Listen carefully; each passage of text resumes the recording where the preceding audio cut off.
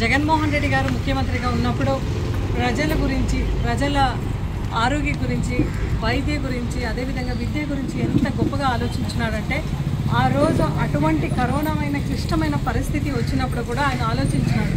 Multi speciality hospital అనేది ప్రతి ఒక్క జిల్లాలో ఉండాలి, ఉంటేనే ప్రజల ఆరోగ్యం బాగుపడుతుంది అని ఆయన మేల్కొన్నాడు. కాబట్టి ఆ రోజు 17 మెడికల్ హాస్పిటల్ తీసుకొని రావడం జరిగింది.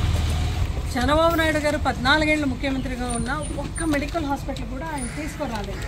ఈ 17 మెడికల్ హాస్పిటల్ వచ్చిన తర్వాత మనం అన్ని చోట్ల కూడా స్టార్ట్ చేసాం. మీరు కూడా చూసినారు, సవితమ్మ అబద్ధం చెప్పకపోయి అబాస్పాలు అయిపోయింది.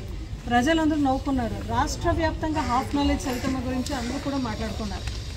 ఈరోజు కూడా ఇదే సవితమ్మకు మేము చెప్తున్నాం. వైఎస్ఆర్సీపీ పార్టీ తరఫున మన క్యాడరు, లీడరు, కార్యకర్తలు అందరూ కూడా ఆమెకు చెప్తున్నారు, అమ్మ నీ ఇంటి వెనకాల ఉన్న మెడికల్ హాస్పిటల్ని నువ్వు ప్రైవేటైజేషన్ చేసుకుంటే సాదా బీద ప్రజలందరికీ కూడా అన్యాయం జరుగుతుంది.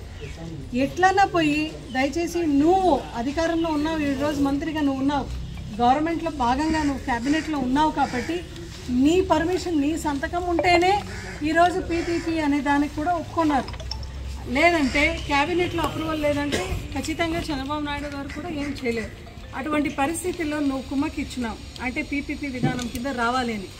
ఈరోజు సవిత నీకు ఒకటే మాట చెప్తున్నాం, నీకేమైనా భయం ఉంటే, నీ పదవి పోతుందో లేదంటే నీకు స్థానమానం లేదని నువ్వు భయం ఏమైనా ఉంటే దయచేసి ఆ భయాన్ని పక్కన పెట్టి, పెనుగొండ ప్రజలందరూ కూడా నీకు ఎమ్మెల్యే స్థానం ఇచ్చినారు కదా, మంత్రి కూడా అయినావు కదా, నువ్వు మాతో రా.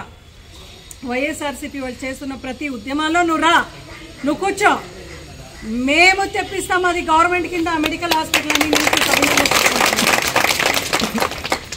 ఎవరైనా అడిగితే, పెనుగొండ ప్రజలు అడిగితే సవిత నువ్వు ఏమి అభివృద్ధి చేసినావంటే ఆమెకు చెప్పడానికి ఏమీ లేదు.